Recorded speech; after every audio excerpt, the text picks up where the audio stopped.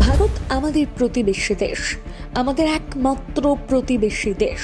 এমনই বলতে শোনা গেল বাংলাদেশের অন্তর্বর্তী সরকার ইউনূসের কণ্ঠে।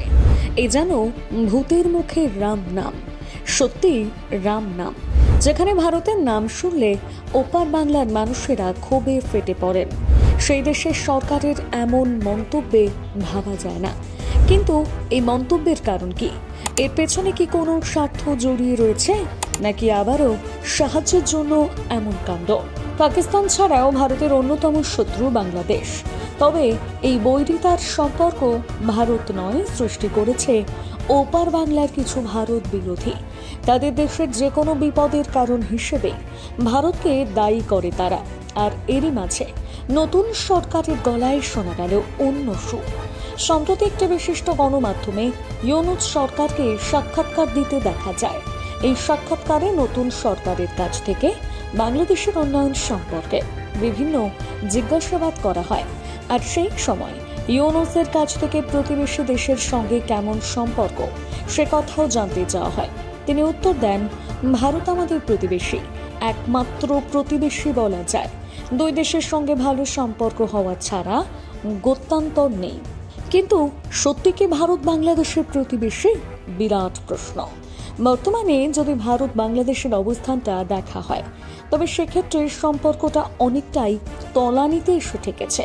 কারণ এই মুহূর্তে ভারত বাংলাদেশের সঙ্গে বিশেষ কিছু সম্পর্ক ছিন্ন করেছে। বিশেষ করে ভারতের সব থেকে বড় বস্ত্র কোম্পানি রেমন্ড বাংলাদেশ থেকে নিজের ব্যবসা গুটিয়ে নিতে চলেছে। শুধু তাই নয়, বাংলাদেশের সঙ্গে ডিজেল পাইপলাইন ব্যবস্থা স্থগিত রাখার সিদ্ধান্ত নিয়েছে দেশ। এছাড়াও ভারতের কাছে অর্থ ঋণে ফেঁসে বাংলাদেশ। অর্থাৎ ইউনূসের দেশ যে বিপদের মুখে, সে কথা কিন্তু একেবারে স্পষ্ট। আর এই বিপদ থেকে একমাত্র মুক্তি দিতে পারবে ভারত। কারণ এইসবের ওপর বাংলাদেশের অর্থনীতি অবস্থা দাঁড়িয়ে। তাই হয়তো কোথাও গিয়ে নিজের বেগতিক অবস্থা দেখে বাংলাদেশের সরকার এমন সুর করছে। এমনকি হাসিনার পতনের পর বাংলাদেশে খাদ্য সংকট দেখা দিয়েছে। আর এই সংকট থেকে বাঁচতে বাংলাদেশ সরকার ভারতের দরজায় দ্বারস্থ। ডিম, আলু, পেঁয়াজ দিয়ে একের পর এক সাহায্য করছে ভারত। আর এমন অবস্থায় কোনো মতেই বাংলাদেশ চাইছে না ভারতের সাথে সম্পর্ক খারাপ করতে। তাই হয়তো অন্তর্বর্তী সরকারের এমন মন্তব্য। তবে নেপথ্যে আদৌ কোনো বিরাট কারণ রয়েছে কিনা সে কথা বলা মুশকিল। প্রতিবেদনটি লিখেছে সুনন্দা মান্না, কণ্ঠেরিয়া সরকার, গ্রাফিক্স করেছে শুভঙ্কর সরকার।